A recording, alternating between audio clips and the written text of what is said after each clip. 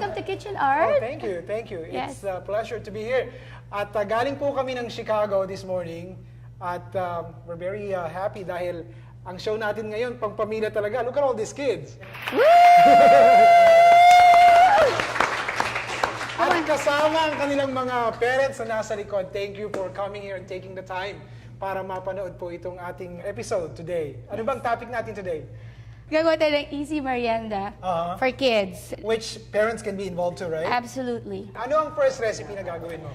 Gagawa mga bata ng banana cashew cinnamon rolls. Okay. And Napakadali.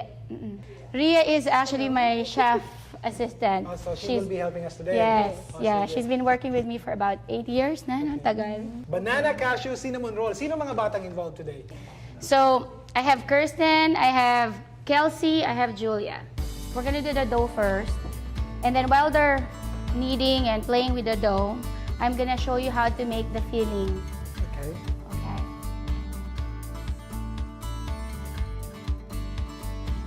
So how many cinnamon rolls is this recipe going to yield? 8. So there's gonna be 8 times 3 is what? 24. So it's gonna make Marunong ng 24. mathematics sa Yes. kaaral. Okay. Sa pagluluto, diba? Matututo sila.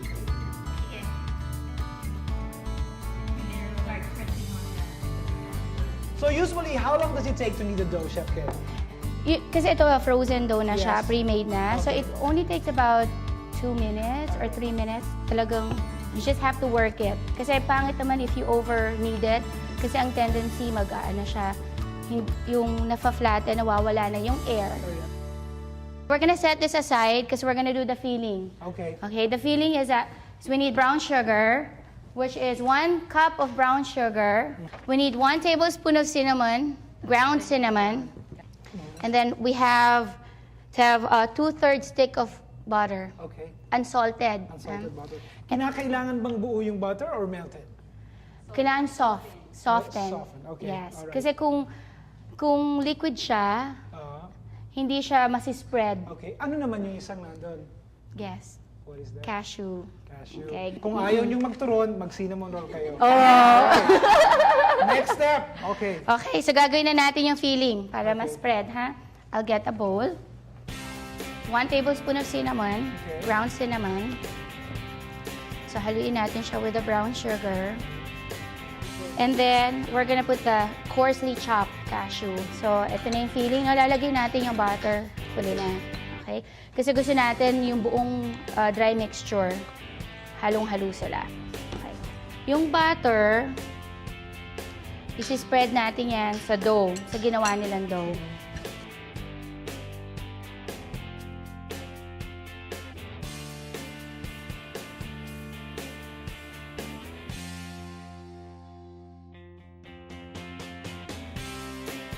Try it. Come on.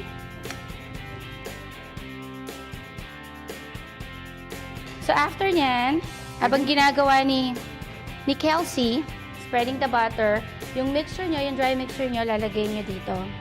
Isi-spread nyo lang. After mo ilagay yung filling, yung dry ingredients ng filling, now you could use any, yung banana, ripe bananas that we have at home para hindi nasasayang, di ba? Minsan pag over na siya, minsan tinatapon na lang natin. We could just do it. After nyo ilagay lahat ng dry ingredients, you put the ripe bananas, so okay na yung dough mo, pwede mo na siyang i-roll.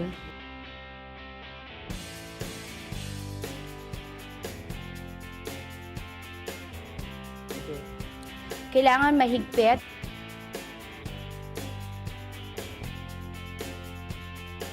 So, spray natin yan. Okay? And then, cut it. Pagka-cut, sayang yung mga ingredients, so ilalagay na lang natin. Okay. Aayusin natin para siyang monkey bread. You ready to roll yours? How long is this going to bake, Chef Kay? Ipoproof lang natin to for about 30 minutes. We're gonna put it in the oven with the proofing stage. So Okay. it's 100 degrees Fahrenheit. Alright mga kaibigan, we're going to proof the cinnamon rolls and then we're gonna bake it at a 400-degree oven for about... For about 30 minutes. Alright, we'll pause for a break. Magbabalik po ang Live Pinoy Style. Huwag kayong alas. Thank you.